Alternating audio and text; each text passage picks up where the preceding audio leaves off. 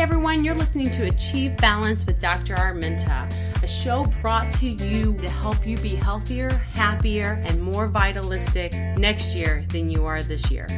You can find us at achievebalancechropractic.com/podcast. And you can find us on Facebook as well. We are looking forward to helping you be healthier in your future. Thanks for listening. Now let's start the show.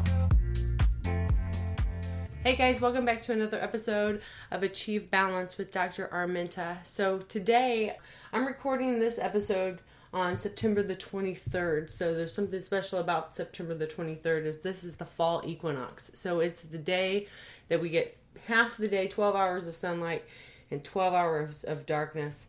And then our days start to get shorter. And so what a vital, beautiful time to talk about the flu season, because this time of year when our children start to go back to school and then we're getting less exposure to daylight, so we're getting less of our natural vitamin D being created in our bodies. And then we go through the stress of being exposed to a tremendous amount of sugar through the holidays. So we have Halloween is what kicks it off, and then we go through Thanksgiving and Christmas time. And not only we have the sugar and the exposure to chemical stress there, but there's also a lot of emotional stress associated with the holidays a lot of times. So, and then we go into Valentine's Day, which we're getting more sugar exposure.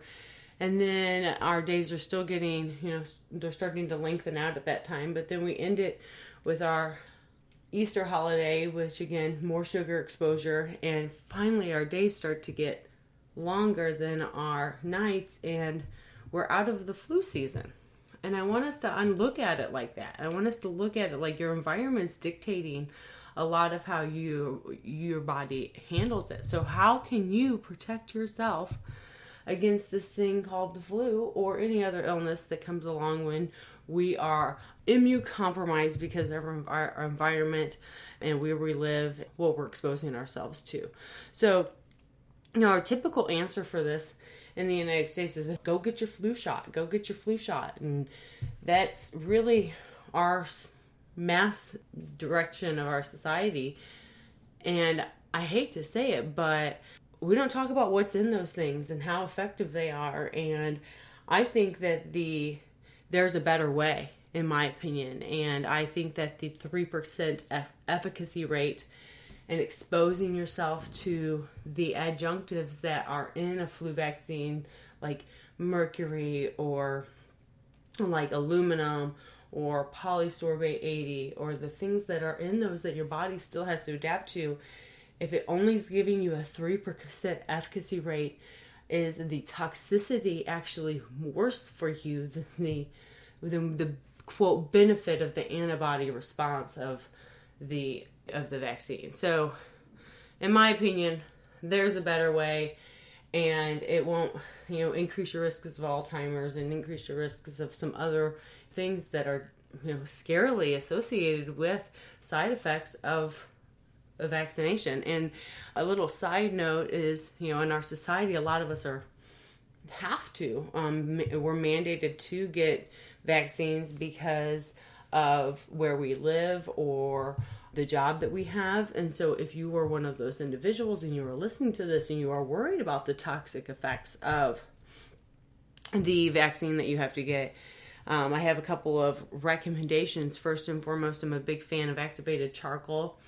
Activated charcoal is something that you can take, and it's a mass absorber of toxins, not just the adjunctives, but in most any toxins. And then pairing that with a magnesium supplement. So one of the effects of magnesium is that it draws fluid into the gut, or water into the gut, which increases your bowel movements. So it'll help eliminate the toxins out of your system. So taking the charcoal, which will absorb the toxins, and the magnesium, which will help it be eliminated, are some good effects, are good things that you can pair into detoxing from getting this vaccine. Another thing that you can do is you can also take chlorella supplement.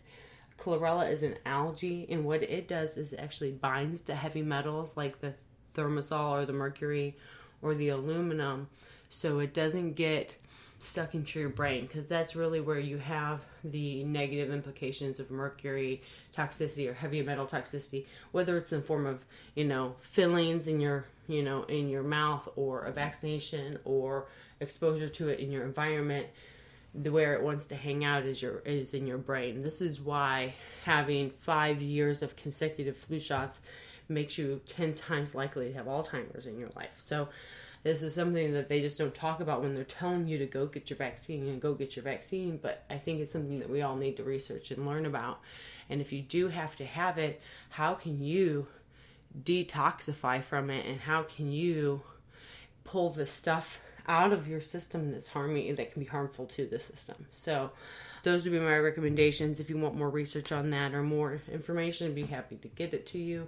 But instead of talking about the problem and what could be creating a bigger problem, let's talk about some solution stuff. So what can you do to ensure that your soil isn't fertile ground for this flu or whatever bug it is? Because I think that it can be, we're talking about the flu itself right now, but it can really be any kind of bacteria or contagious illness or whatnot. So first and foremost, there's a couple of things that you can do about your environment that can make it healthier or make it cleaner to be in, so that the bug isn't as vicious, if you would. So a lot of times what we typically will do is, they tell us to wash our hands, which in my opinion, hands down, the best piece of advice that you can have is to keep your hands washed throughout this flu season.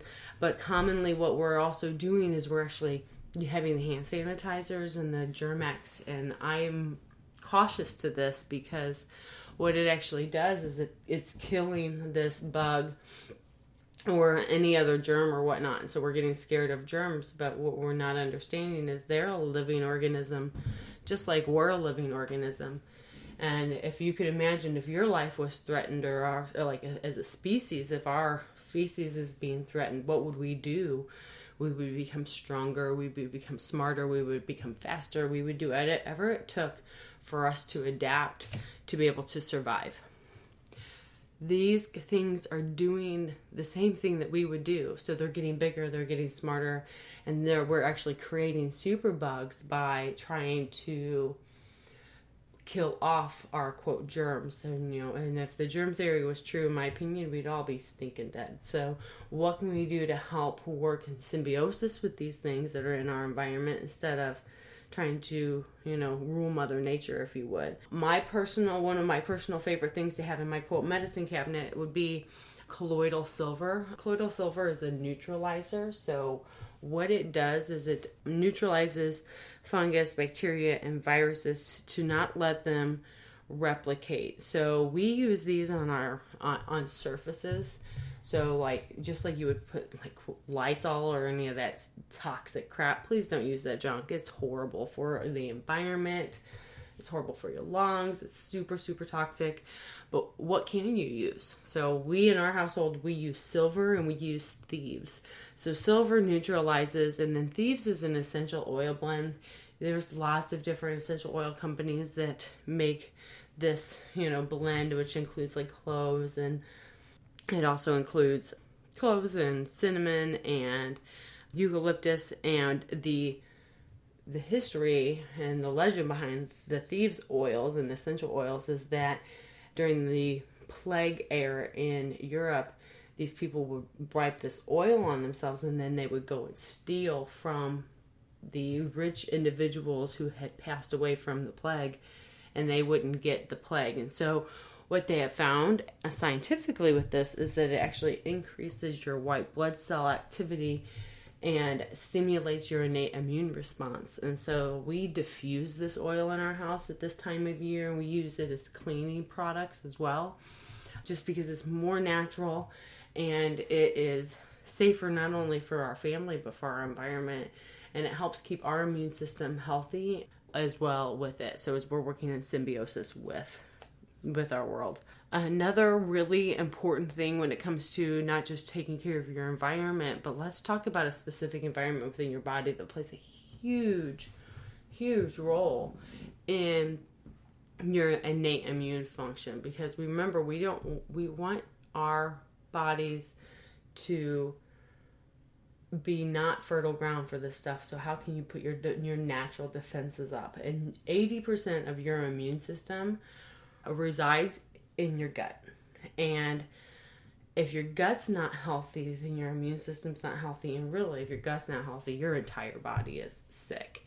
So making sure that your gut is healthy. So one of the biggest things is taking care of the microbiome of the gut. So your microbiome is the good bacteria. So, in our world, and most of the time when we're watching things, we think antibiotics, bacteria is bad, but not all bacteria is bad, you guys. We actually really, really, really need certain bacteria in our system to be able to thrive. The human body needs a positive microbiome to be able to be healthy. And so when we take antibiotics, we actually kill off all of the good bacteria as well as the bad bacteria.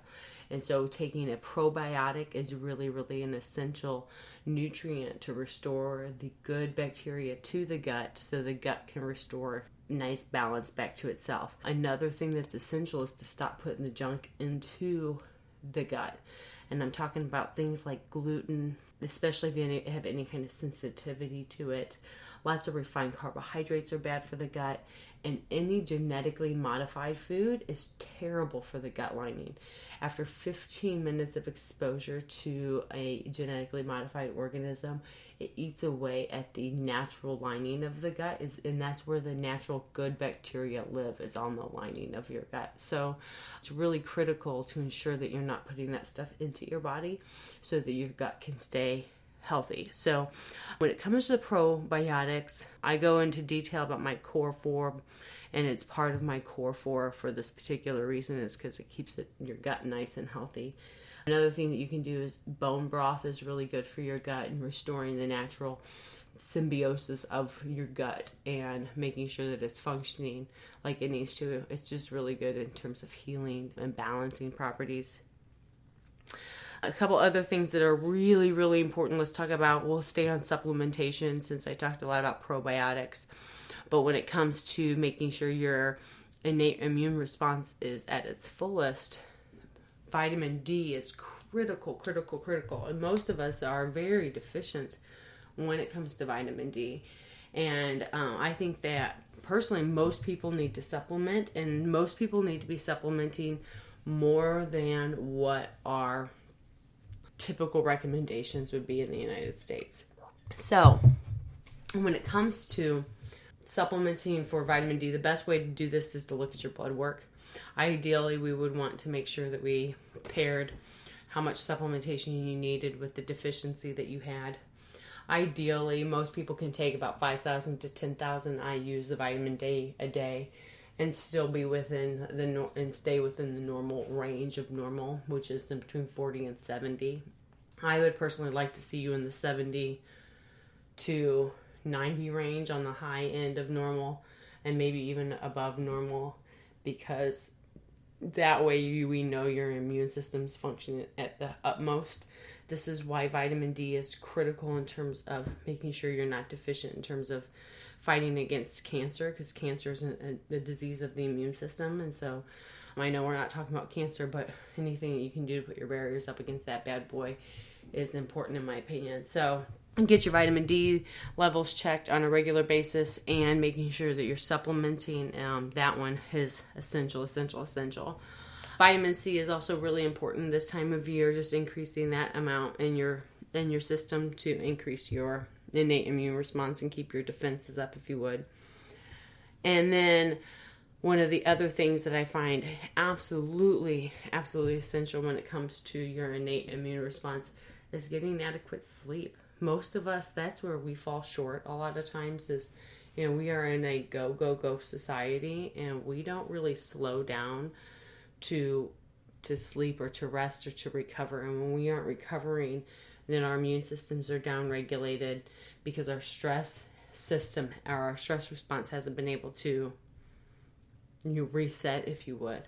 And that's really a critical component when it comes to your immune response, is the amount of sleep you get and how your body's adapting to your stressors, whether those are physical or chemical or emotional. And this is why the last thing that I'm going to talk about in terms of keeping your soil nice and healthy and your immune system nice and healthy and making sure that your innate immune response is functioning at its fullest is chiropractic care. Chiropractic care, you're typically thinking about neck pain and back pain and headaches when you're talking about a chiropractic experience. But one of the biggest things when we talk about chiropractic is the immune response. When we adjust the top part of your neck into the upper cervical, C1, C2, it stimulates your innate immune response by up to 300%. It is one of the most important vital things that you can do in terms of your immune responses to make sure that your brain and your body have full communication and that there is no interference along that pathway. Your body's meant to be healthy. It's meant to be strong. And if you give your body what your body needs in terms of, in my opinion, number one, brain-body communication, connection, chiropractic care. Number two is making sure that your gut is healthy and that your gut is strong so your immune system can be strong and your mind can be strong.